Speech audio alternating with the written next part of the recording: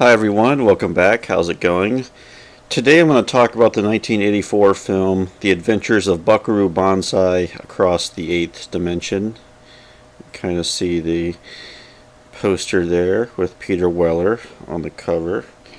So this film was released in the summer of 1984. Buckaroo Banzai has become a cult film. I think immediately upon its release, it was recognized as such. It was released in the summer of 1984, and it didn't do that well. It was a big summer. You had movies like Ghostbusters, Temple of Doom, Star Trek 3, The Last Starfighter, and Buckaroo Banzai was. Those other movies are all more crowd pleasers for a mass audience, and Buckaroo Banzai is a whole different type of science fiction where it has a complex plot in some ways, and it's also referential where there's a what's the word I'm looking for? Like a self-awareness to the film that it's science fiction, in that it is referencing a lot of other science fiction stories and literature and films in that way. So that was probably something fresh for 1984. I know a lot of commenters of this movie have said it's a really geeky movie in that way, in that sense, just as far as how referential it is. Something like Ready Player One, which came out several years ago, was like a mainstream version of that, where that movie is so immersed in 1980s pop culture, whereas Buckaroo Banzai is really, it's telling its own story, its own unique story, but it's ultimately it's an alien invasion film. It's kind of like a real radical reimagining of what an alien invasion film from be, and there's so many shifting tones throughout the film where it's comical, there's a lot of satire in the film, so there's just a lot of shifting tones happening throughout Buckaroo Banzai.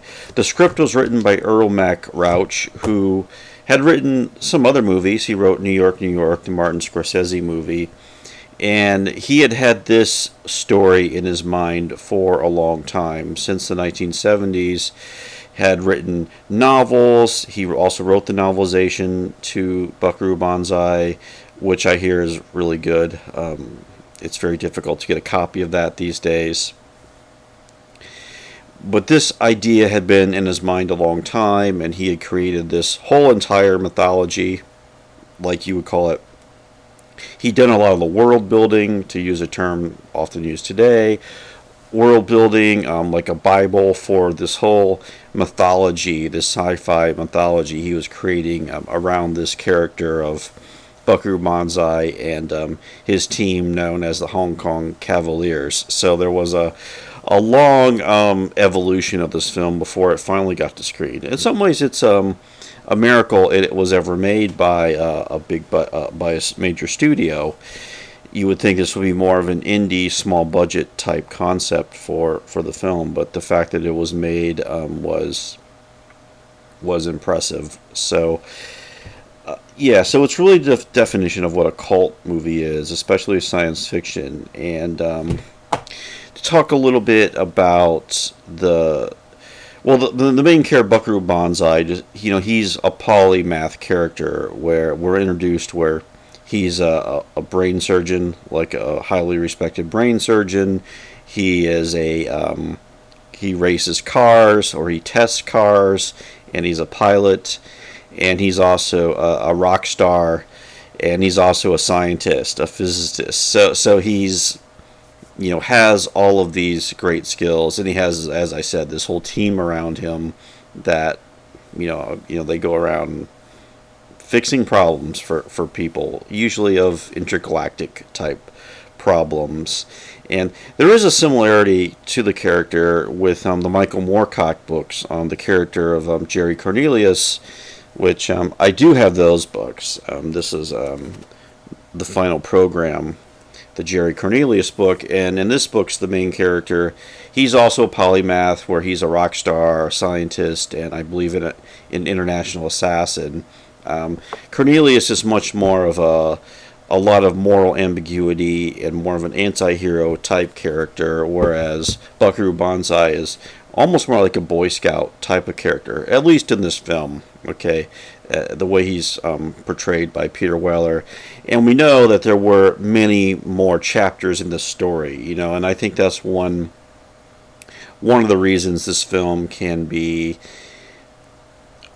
confusing. Often comes up where it's almost like meant to be like I think a preface or a preamble to a whole nother series of movies that would be made following the adventures of Buckaroo Banzai. So that, of course, that never came to be. I know there's been comic book sequels, and the mythos has been expanded other ways.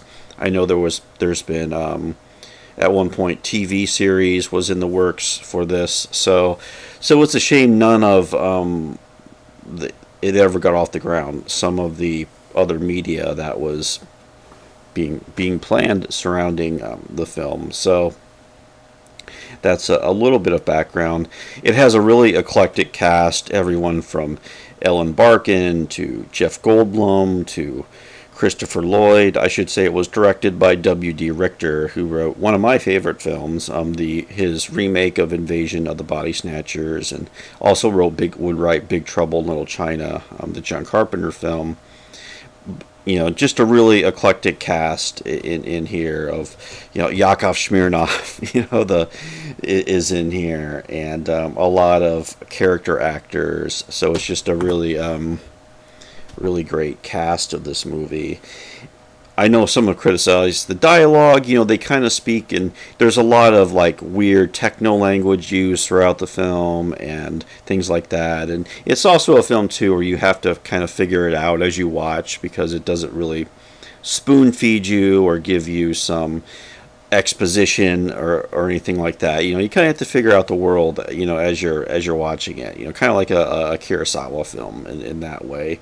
Yeah, so just a really memorable cast in here, and a fairly large cast as well. But the story, as I said, I don't really want to get too much into talking about the story.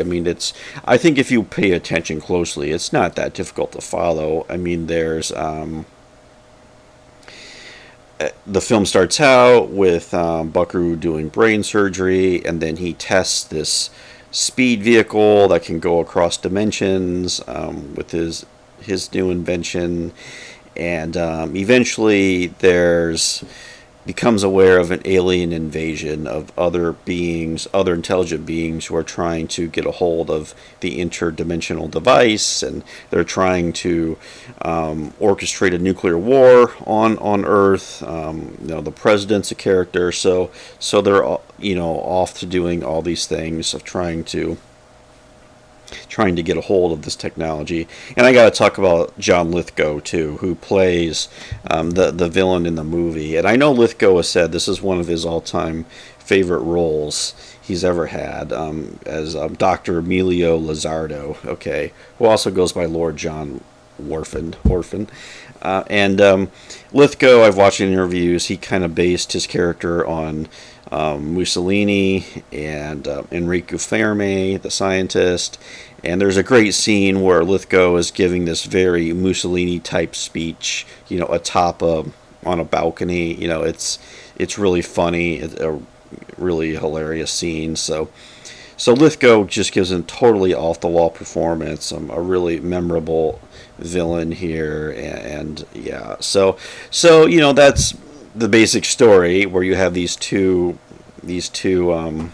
factions vying against each other, and also War of the Worlds, as I mentioned, how this movie refers to a lot, where the Orson Welles plays a part in the story, where maybe his radio play from 1938, which was viewed as a hoax, maybe it wasn't a hoax, maybe there was actually an alien invasion. So that's so there's a lot of Orson Welles, and there's just a lot of other influences in the film. For instance, like there's a big part of the plot revolves around the Yo-Yo-Dine Corporation, which is a reference to the writer of Thomas Pynchon, who in his novel V, there's a corporation that deals with rocket technology and things like that as Yo-Yo Corporation.